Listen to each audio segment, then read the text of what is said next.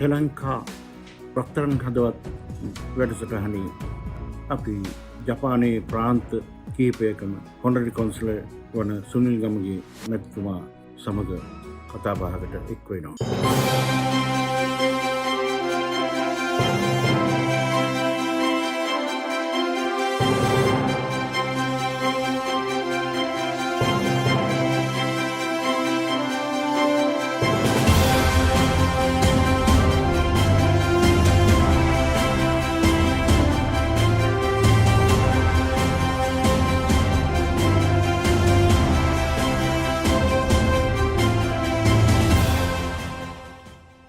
අගන් අයිබෝ තරම කිව්වොත් එහෙම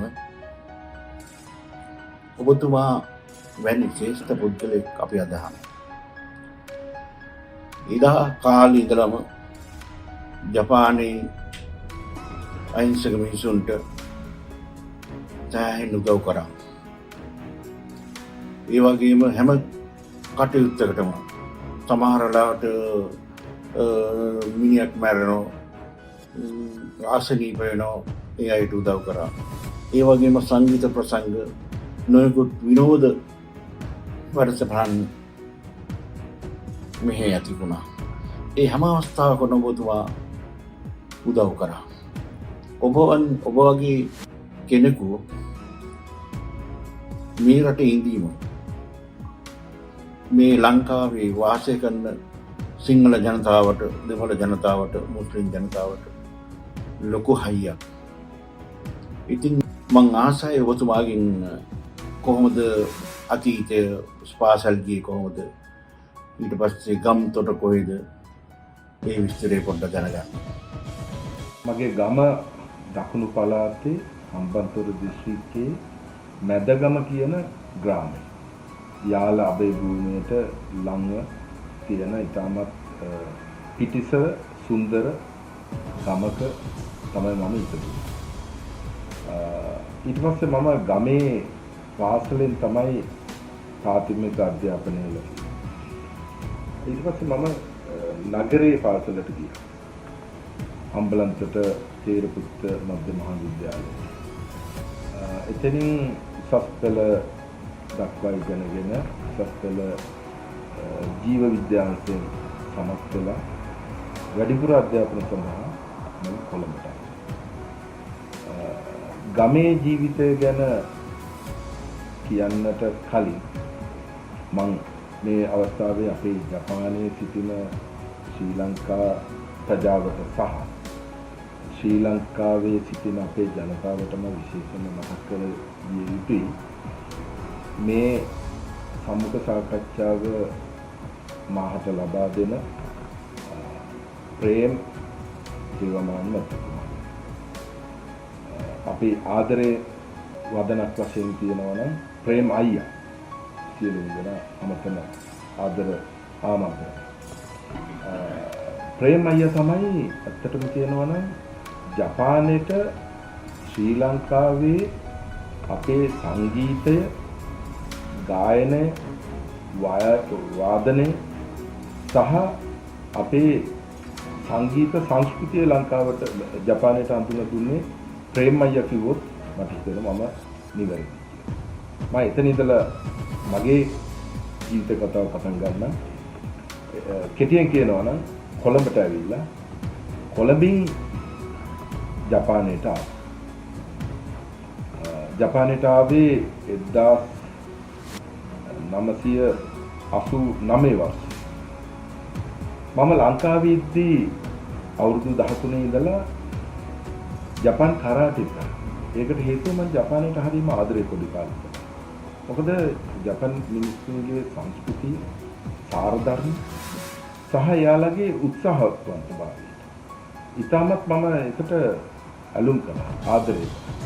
මට හිතුණා මම ඉස්සෙල්ලම මගේ පවුල ගොඩ ගන්නවා. ඊට පස්සේ මගේ ගම ගොඩ ගන්නවා. ඊට පස්සේ මගේ නගරය ගොඩ ගන්නවා. අවසාන වශයෙන් මගේ රට ගොඩ ගන්න ඕන කියන අදහසක් පුංචි කාලේ ඉඳලා මට ඇති වුණා. මට හිතෙන්නේ අදහස ඇති වෙන්නේ නැත්තේ අපි හම්බන්තොට දිස්ත්‍රික්කයේ තිබුණ සියලුම දෙනා දන්නවා ඉතාමත් සුස්ක පරිසරයක් තියෙන ඉතාමත් ද්‍රවිඩතාවයෙන් පෙළෙන දිස්ත්‍රික් වලින් එකක් තමයි හම්බන්තොට දිස්ත්‍රික්කය. ඒක තමයි හම්බන්තොට දිස්ත්‍රික්කයේ එකට හේතු වෙන්නේ නැති උගතුන් විශාල ප්‍රමාණයක් බිහි වෙනවා. දක්ෂයින් ඉතාම ප්‍රමාණයක් බිහි වෙනවා. නායකින් ඉතාම ප්‍රමාණයක් බිහි වෙනවා. මට හිතෙන්නේ ඒකත් එක හේතුවක් වෙන්නේ.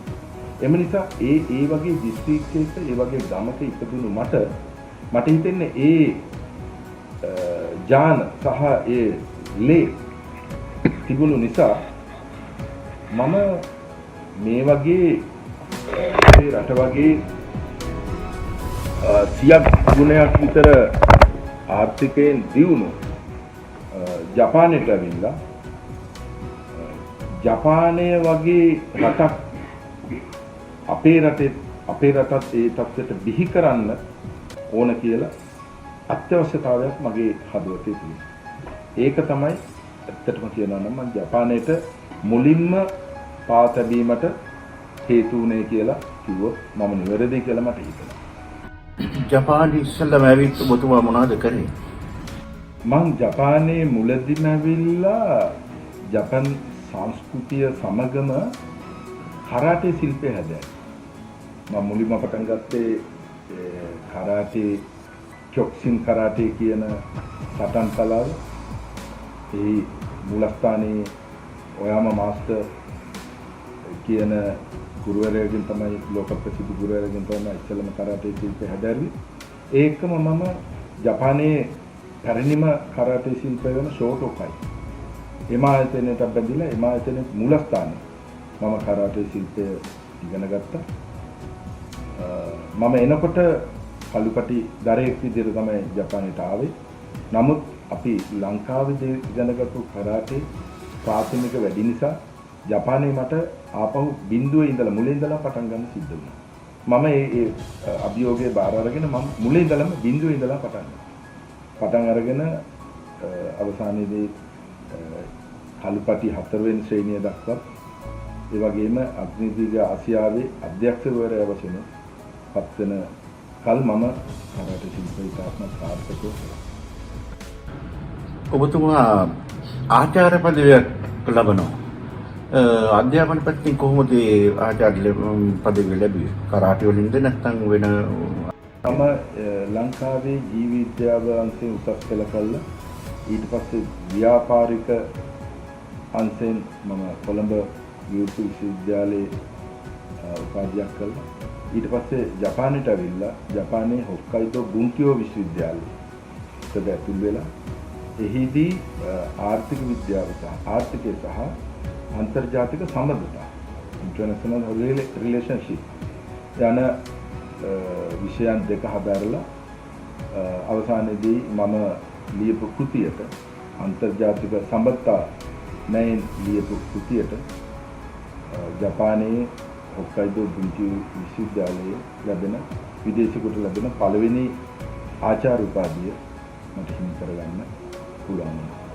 ඉබරකි කෙනෙක්ගේ මම කියන්නේ ඉබරකි ප්‍රාන්තයේ සාර්ථක ව්‍යාපාරික වශයෙන් පෞද්ගලික කාලයේ දැන් අවුරුදු මම හිතන්නේ අවුරුදු 20කට 15කට ඉස්සෙල්ලා සාර්ථක ව්‍යාපාරික වශයෙන් ඔබතුමා ප්‍රධාන තැනක් ගත්තා. මොකද්ද ඒ ගැන ඔබතුමාට කියන්න? මම මුලදීම ටෝකියෝ වල තමයි ජීවත් වුණේ අධ්‍යාපන ලබන කාලෙ දිගටම. ඊට පස්සේ මම රටවල් කීපයකම ආයතන කීපයක් පටන් ගත්තා. නිව්සීලන්ත, දුබයි, පිලිපින්, ඒ වගේම ශ්‍රී ලංකාව. මම ජපානයේ ව්‍යාපාර පටන් ගත්තේ 1997 සමූහ ව්‍යාපාරයක් විදිහට කම්පැනි ලිමිටඩ් විදිහට ට්‍රේඩ් ආනයන අපනයන සම්බන්ධ වාහන මැෂිනරි ඒ වගේ දේවල් සම්බන්ධ ව්‍යාපාරයක් පටන් අරගෙන අවුරුදු 20ක් පමණ දුරට කරගෙන ඒ අතරම තමයි මම රටට සේවය කරන්න විශේෂම අවශ්‍යතාවයක් තිබුණා ලොකුවටම. එම නිසා මම ව්‍යාපාරය සාර්ථකව කරන අතරම මට ලොකු ඇඟේ තිබුණා මේ රටට ජාතියට වැඩ කරන්න ඕනේ කියලා. එම නිසා දැනට මම ඒ ව්‍යාපෘති එක එක්කෙනාට බාර දීලා මම දැන් අලුත් තව ව්‍යාපෘති පටන් අරගෙන සිටිනවා. මම දන්න තරමින් ඔබතුමා තමයි මෙහා ට්‍රේන් වීසා වලට වැඩිපුරම ගෙනාවේ. එතකොට ට්‍රේන් වීසා වලට ගෙනාපු විශාල පිරිසක් මේ ප්‍රාන්තවල ඉන්නවා. ඒ ට්‍රේන් වීසා ගැන යම් කිසි අදහසක් කියන්න පුළුවන්. ඔව් අවුරුදු 15ක විතර කලින් අපේ ශ්‍රී ලංකාවෙන් ජපානයට ඇවිල්ලා හිටියේ මට හිතෙන්නේ 200 ගණනක් විතර තමයි තාක්ෂණික පුරුණු පාඨමාලාවල වලට ඇවිල්ලා හිටියේ. මම බැලුවා ශ්‍රී ලංකාවේ තරුණයා විශාල බිරකියාවකින් පෙළෙන තරුණයා හිටියා. ඒ වගේම ආර්ථික වශයෙන් ඉතාමත් දුබල ළමයි ඒ කට්ටිය. මට හිතුණා ඇයි මම විතරක් මේ ජපානයේ ඇවිල්ලා මම විතරක් ව්‍යාපාර කළා මම විතරක් දිනු වෙලා ඉන්නේ ඇයි මම වගේ තවත් දසදහස් ගණනක් ලංකාවේ ඉන්නව නේද කියලා. මට හිතුණා ඒ එක්කෙනෙක් දෙන්නේ 100ක් 1000ක් හරි ජපානයට ගෙනාවොත් ඒ පවුල් 100ක් 1000ක් හරි හොඳ තත්ත්වයකටපත් වෙනව නේද ආර්ථිකව ශක්තිමත් වෙනව නේද ගොඩ යනවා නේද කියලා. ඉතල තමයි මම මේ ආයතන දෙක පටන් ගත්තේ ජපානයේ සහ ශ්‍රී ලංකාවේ. ජපානයේ සුකුබා ටෙක්නිකල් ප්‍රොමෝෂන් ඇසෝසියේෂන් කියලා ජපානයේ ඒ වගේම ලංකාවේ සුකුබා ප්‍රොමෝෂන් කම්පැනි ලිමිටඩ් කියලා ආයතනයකට පටන් අරගෙන ජපානයේට ලංකාව නියෝජනය වෙන විදිහට සෑම දිස්ත්‍රික්කයකම මගේ ගම විතරක් නෙමෙයි මගේ දිස්ත්‍රික්ක විතරක් නෙමෙයි මගේ පළාත විතරක් නෙමෙයි හම්බන්තොටද නුවරද අනුරාධපුරයේද පොළොන්නරුවද කුරුණෑගලද කොළඹද සෑම තැනකම නියෝජන විදිහට මම අහිංසක දුප්පත් යම්කිසි ප්‍රමාණයකට අධ්‍යාපනය ලැබපු දක්ෂ ළමයි දැනට 175ක් පමණ ජපානයට ගෙනල්ලා තියෙනවා.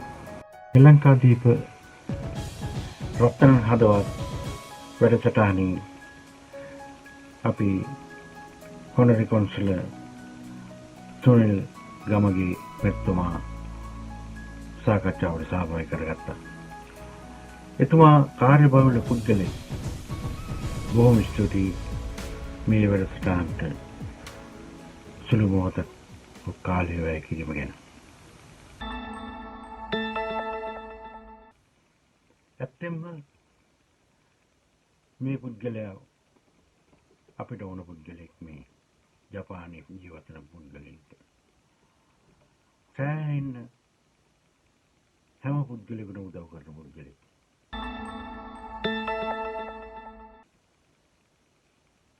ඒ වගේම අපිට දැන් සතුට කාරණක් තියෙනවා. ඊට හේතුව අලුත් තානාපතිවරයෙක් ඇවිල්ලා තියෙනවා. එතුමා රංජිත්වන්ගොඩ තානාපතිතුමා වගේ මේ ඉන්න ශ්‍රී ලාංකේය ජනතාවට උදව් කරන්න කැපවීමකින් ඉන්නේ. සංගීත ප්‍රසංග වලට බාහිර දේවල් වලටද ලංකාවේ මේ ගෙනල්ලා සාමාන්‍යයෙන් වැඩපළවල් ලොකු කම්පැනි වලට ජොබ් වලට දාන්න සෑහෙන මහන්සියක් දරනවා.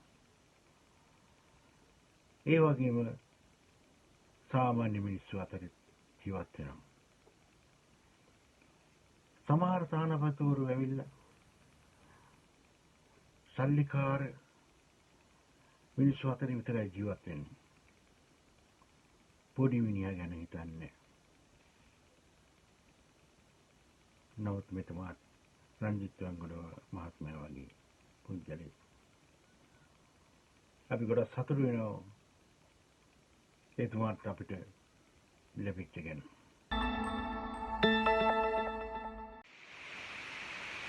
එතුමාට ඊනුස් වගේ ජනමාධ්‍ය අරගෙන පාර ගන්නවා. ඔහුව පන්නලා දාන්න try කරනවා. ඒක අපිට ඉඩ දෙන්න බෑ.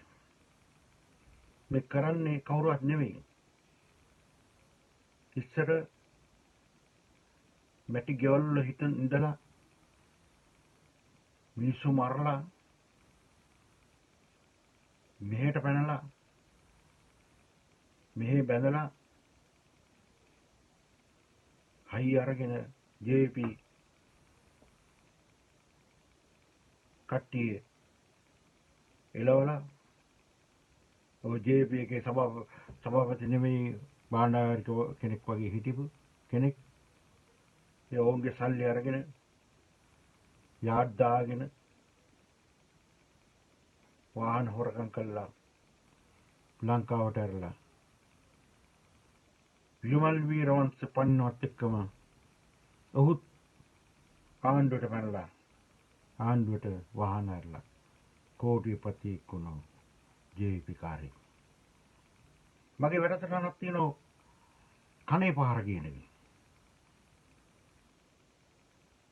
ඒ කනේ පහරට ජරා වැඩ කරපු හැම මිනිහෙක්ගෙම පැටිකිරිය එළි වෙනවා. අපිට හරි දුකයි. රටේ වස්තුවක් වගේ හිටි ප්‍රේමකිර දල්විස් මරලා දැම්මා. අර සාගරිකා ගෝමස් කියන නිවේදිකාව මරලා දැම්මා. ලංකාවේ අහිංසක විදුහල්පතිවරු මරලා දැම්මා. ග්‍රාම සේවකවරු මරලා දැම්මා. මේ වගේ චරාජීවයක් තිබුණ ඉස්සර. ඔවුන් මෙහෙට පැනලා සංගීතය පෙන්වන්න බෑ උන්ට. උන් විතරක් හැදෙන්න යනවා. උන් විතරක් සදාකාලික ජීවත් වෙන්න යනවා. මරනවා කියලා හිතන්නේ නෑ. මේ රටේ තානාපතිවරයෙකු වශයෙන් හිටියේ දිවංගත ගංගානාථ දිසානායක මහත්මයා සමයේ එක ෆෙස්ටිවල් එකකදී ලංකාවේ 63 දෙනෙක් මෙහාට ගෙනාවා. ගෙනල්ලා තියෙනවා. මේ කණ්ඩායම තමයි. නිකන් නෙවෙයි සල්ලි අරගෙන. ලක්ෂ 13 15 අරගෙන. මුන් ගිනාව කමක් නෑ මේ අහිංසක මිනිස්සුන්ට හරි සලකනවා. මරණයක් වුණ වෙලාවක ආධාරයක් කරන්නේ. ලෙඩක් වුණ දවසකට ඇවිල්ලා බලන්නේ නෑ.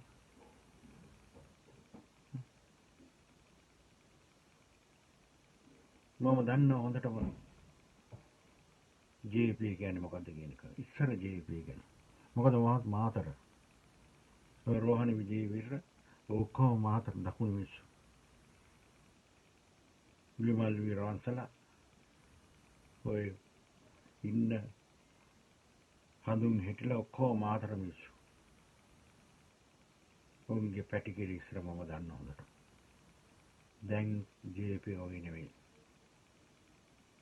මිනිමරු දේශපාලන මිනිමරු JP. උන් තමයි මෙහාට පැනලා පක්ෂපාත මාරු කරගෙන දැන් වැඩ පෙන්නන්නේ අහිංසක මිනිස්සුන්ට.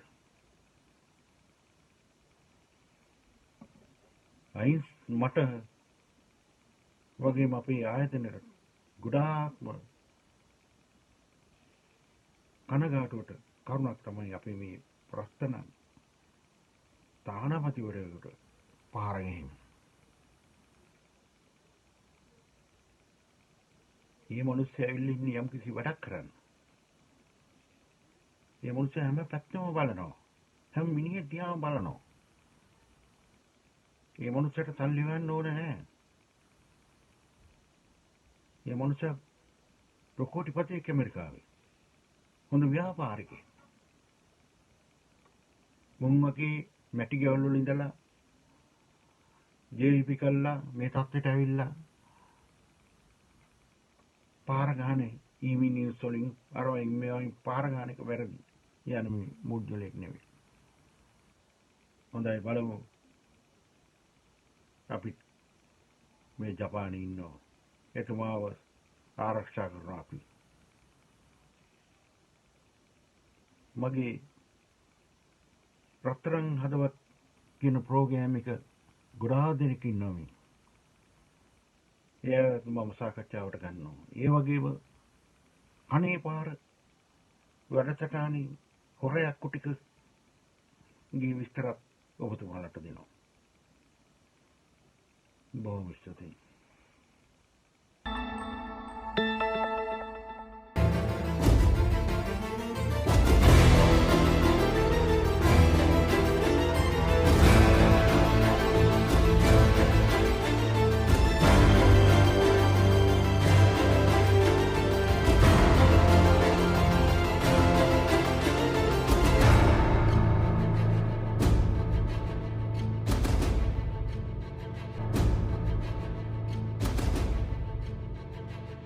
අද දවසේදීත් ශ්‍රී ලංකා වීරුසාර වැඩසටහනත් එක්කයි ඔබ මෙලෙස එකතු වෙලා ඉන්නේ. අද අපේ 3 වෙනි වැඩසටහන.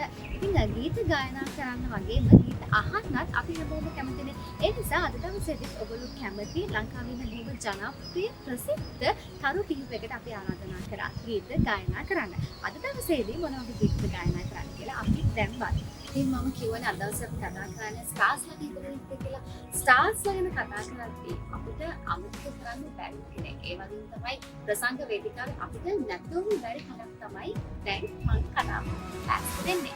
වේදිකාවේ නැතුම් බැරි හඬක් කිව්වහම ඇයව අපි කවුරුත් දන්නවා. ඇය තමයි අමිලා නදේශානි. අමිලා ගැන කතා කරනකොට එහෙම විශේෂයෙන්ම රියැලිටි ෂෝ එකකින් ඇවිල්ලා තමන්ගේ හැකියාව ඔපමට්ටම් කරගෙන ලංකාවේ ඉතාමත් ජනප්‍රියම චරිතයක් බවට පත්වෙච්ච කෙනෙක්. ලංකාවේ විතරක් නෙවෙයි මම හිතන්නේ ලෝකයේ සෑහෙන රටවලට ගිහිල්ලා ප්‍රසංග වේදිකාවල ගීත ගායනා කරලා හැමෝගෙම ආදරය දිනාගත්ත කෙනෙක් විදිහට අපිට ඇයව හඳුන්වන්න පුළුවන්. දැන් අපි සූදානම් වෙන්නේ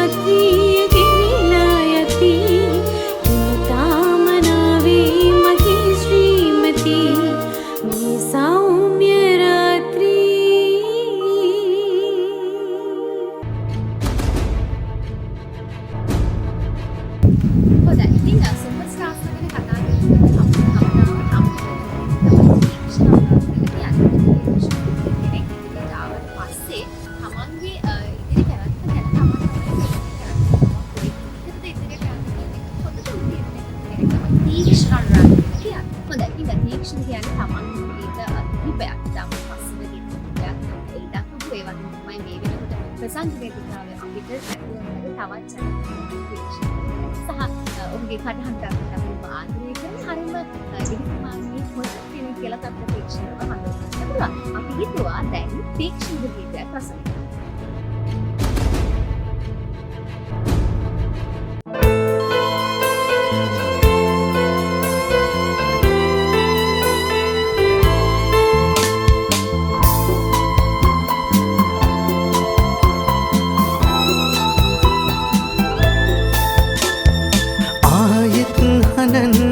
කඳුලක් නන්න ඇයි අපි මේ හමුවන්නේ හිමි නැති ඔයාව හිත යට තියාන දුක් විඳලයි හිත හැදුනේ ඔබ හින හින්න ඔබේ රජදහනේ මං තාමත් මගේ තනිහිනේ දුක්පත් කමට නැහිනි ප්‍රේමේ ඒකයි මං ඔබෙන් වෙන්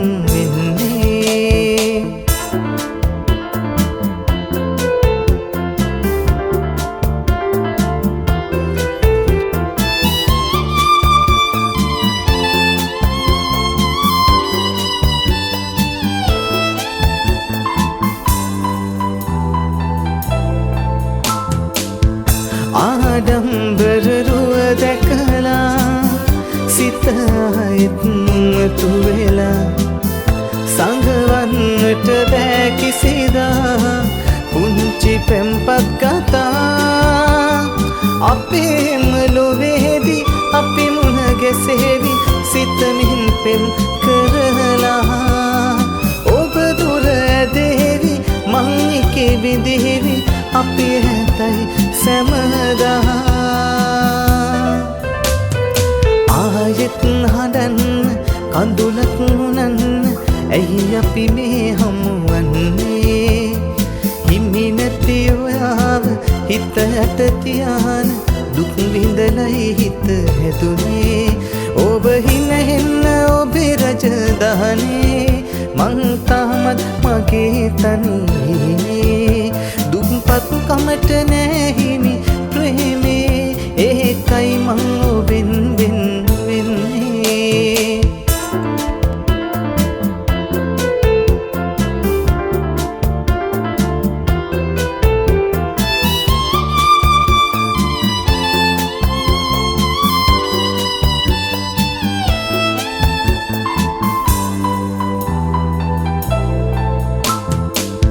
සදාතනික පෙම පතලා තනිකඩ සිත මුලා වෙලා ඇති නැති දුර දුරක තියා සත්තමයි පෙම් කළා අපේම ලොවේදී අපි මුණ ගැසේවි සිතමින් පෙම් කරලා ඔබ දුර ඇදේවි මං එකේ විඳේවි අපි ඇතයි සැමදා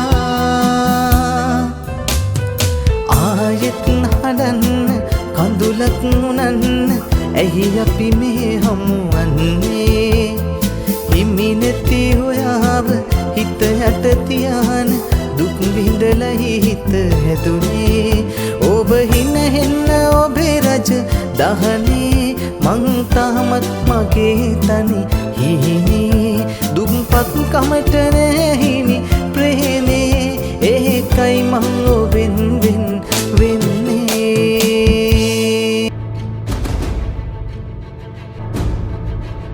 ස්ටාර් කෙනෙක් වෙනවා කියන එක සුපර් ස්ටාර් කෙනෙක් වෙනවා කියන එක රියැලිටි ෂෝ එකකින් කෙනෙක් ජයග්‍රහණය කරනවා කියන එක ඉතාමත් වටිනා සහ ඉතාමත් වැදගත් කාරණාවක්. ඉතින් කෙනෙක්ට ජනප්‍රිය වෙන්න හොඳම අවස්ථාවක් තමයි මේ රියැලිටි ෂෝස් කියලා කියන්නේ. ඒ වගේම තමයි කෙනෙක්ගේ දක්ෂතාවය එළියට පෙන්වන්න තියෙන හොඳම අවස්ථාවක් තමයි තරඟාවලියක් කියලා කියන්නේ. අපි සූදානම් එකම තරඟාවලියකින් ජයග්‍රහණය කරපු ස්ටාර්ස්ලා කීප දෙනෙක් එක්ක අද දවසේදී කතා කරා.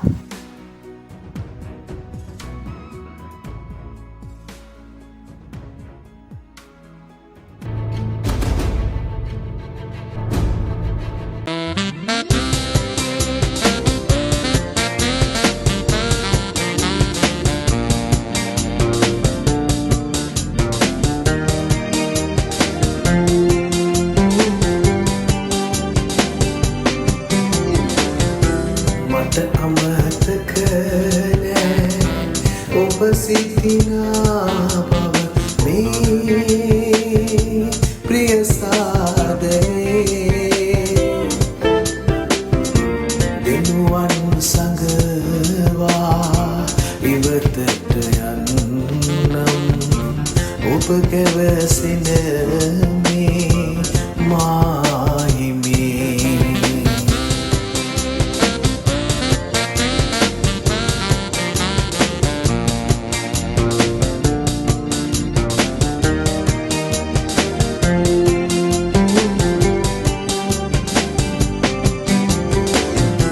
වෙන යුවතියකගේ අත අරගෙන මා රැඟුමක් රඟන්නේ නෑ වෙන යුවතියකගේ අත අරගෙන මා රැඟුමක් රඟන්නේ නෑ හදවත රිදවන විරහ ගීතයක් ඔබ වෙනුවෙන් මා ගයන්නේ නෑ ඔබ වෙනුවෙන් මා ගයන්නේ නෑ මට අමතක නෑ ඔබ සිටිනා බව මේ ප්‍රිය සාදරේ දෙනුවන් සඟවා ඉවතට යන්නම් ඔබ ගැවසෙන මේ මායිමේ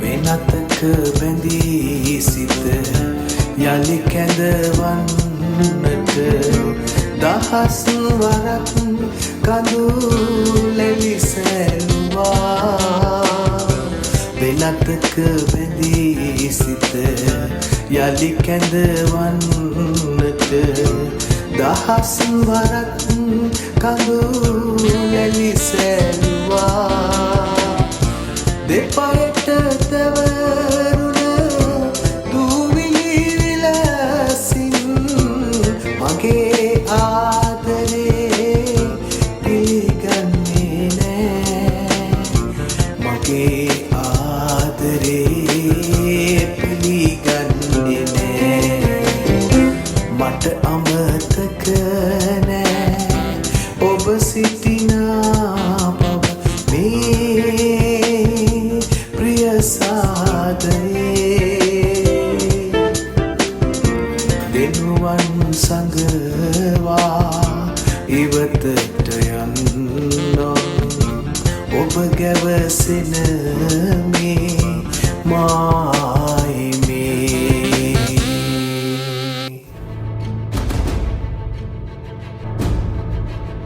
ජැපන් සුපර්ස්ටාර් කියනකොට මේ වෙනකොටත් ඔබ දන්නවා මොකක්ද ජැපන් සුපර්ස්ටාර් කියන්නේ කියලා. ජැපන් සුපර්ස්ටාර් තරගයේ අපි ආරම්භ කරේ තරගකරුවන් 1000කට අධික පිරිසකගෙන්. මේ වෙනකොට තරගයක් කියනවා අපි දන්නවනේ අනිවාර්යයෙන්ම එක් පුද්ගලයෙකුට තමයි තරගයේ ජයග්‍රහණය ලබන්න හැකියාව තිබෙන්නේ. ඉතින් මේ වෙනකොට ජැපන් සුපර්ස්ටාර් තරගයෙන් තරගකරුවන් හරියටම 53 දෙනෙක් ඉතුරු වෙලා ඉන්නවා තවත් ඉදිරියට තරග වදින්නට. ඉතින් අද දවසේදී අපි ඔවුන්ට සුබපතනවා ඊළඟ තරගය ජයග්‍රහණය කරන්න. ඒ වගේම ජපන් සුපර්ස්ටාර් වෙන්නත් අපි ඔවුන්ට සුබපැතුම් එක් කරනවා. ඉතින් දිගටම ජපන් සුපර්ස්ටාර් තරගයන් සමග රැඳෙන්න කියලා ඔබගෙන් ආදරයෙන් ඉල්ලා සිටිනවා. ආයිබෝවන්.